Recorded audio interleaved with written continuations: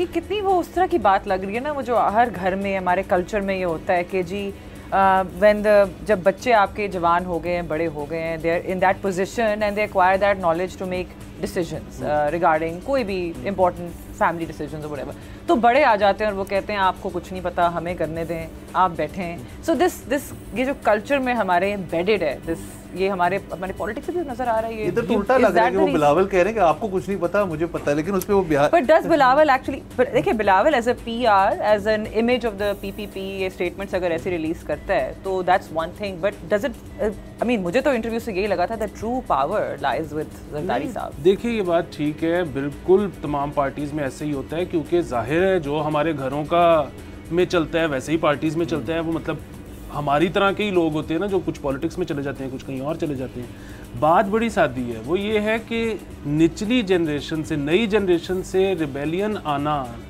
ये भी तो उतना ही नेचुरल है ना जितना बुजुर्ग को ये कहना कि तुम्हें नहीं पता, साइड पे हो जाओ। और ये चीज़ बहुत बाइसे तशवीश है for PTI and for Noon league कि उसमें रिबेलियस कोई एलिमेंट है ही नहीं। उनका बताएं कि प्लान बी क्या है। मतलब आज 2023 है, 24 में इलेक्शन होना है, ठीक है, इससे अगला इलेक्शन है 2029 में।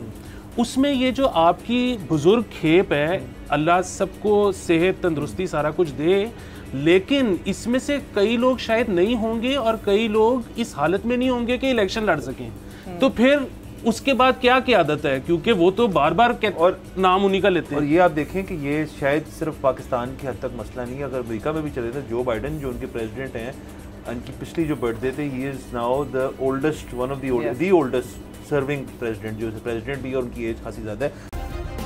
सब्सक्राइब करें और बेल दबाएं ताकि कोई खबर रह न जाए।